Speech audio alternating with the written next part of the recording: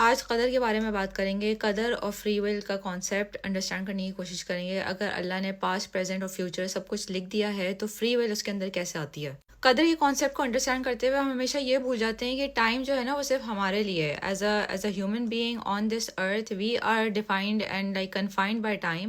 لیکن اللہ تعالیٰ جو ہے نا وہ ٹائم سے کنفائنڈ نہیں ہے. اللہ تعالیٰ کی go into the past, present and future. He can go on all of those times. وہ صرف آپ کے الفاظ نہیں سن رہا ہے، وہ آپ کے ایکشنز بھی دیکھ رہا ہے، اور آپ کے ایکشنز اور الفاظ کے ساتھ ساتھ آپ کا تھاٹ پروسیس بھی سمجھ رہا ہے کہ آپ کیا سوچتے ہو. اگر گناہ کرنے سے پہلے آپ اس کو جسٹیفائی کرتے ہو، اگر آپ نے کوئی گناہ کر لیا جانے انجانے میں تو آپ اس کی استغفار مان کے and then you don't do it again. اگر آپ لائف میں اس چیز کو ریپیٹ کرتے ہو کہ نہیں کرتے.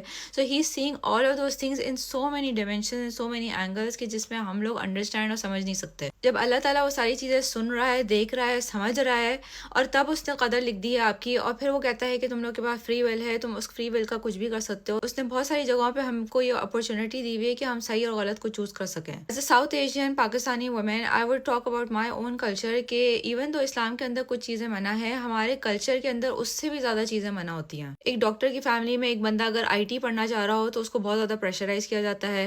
اس کو پیرنٹس بولتے ہیں کہ تم یہ کس پڑھائی میں جا رہے ہو. If he wants to do something like creative like photography اور something, know that profession is not حرام ان اسلام. لیکن پیرنٹس اس کو گلٹی فیلنگ کروائیں گے کہ he is going against his parents will, اور پھر وہ چیز اسلام کے اندر لائی جاتی ہے تم اپنے ماں باپ کی نافرمانی کر رہے ہو. حالانکہ جو چوائس وہ لے رہا ہے اس کا رائٹ بنتا ہے کہ وہ چوائس لے سکے. جس کریئر میں وہ جا رہا ہے اللہ نے اس کریئر کو منع نہیں کیا ہے. ہی اور she can go into that career and not feel guilty, لیکن اس کو گلٹی فیل کروایا جاتا ہے and that restricts us from our free will. اور یہ صرف ایک ایگزامپل جو میں آپ کو دے رہی ہوں. دیر سیورل ادر ایگزامپل جو ہمارے کلچر میں ہمیں آبلیگیٹ کرتی ہیں کہ ہمیں اپنے پیرنٹس کی بات ماننی ہے، اور اگر ہم نہیں مان رہے تو ہم اپنے پیرنٹس کی نافرمانی کر رہے ہیں، جو کہ اسلام کا پارٹ بن جاتا ہے even though it's coming from a cultural background. جب اس ایگزامپلس کو ہم بہت ساری سچویشنس کے اوپر رکھتے ہوئے دیکھتے ہیں تو ہمیں فیل ہوتا ہے کہ ہماری فری ول اتنی زیادہ نہیں ہے. We are very confined. ہم لوگ جب ایک جگہ پہ کھڑے ہوئے ہیں and we can not move, we can not go to the left right, we can not sit down, we can not stand up, we can not raise our hands اور بینڈ ڈاؤن.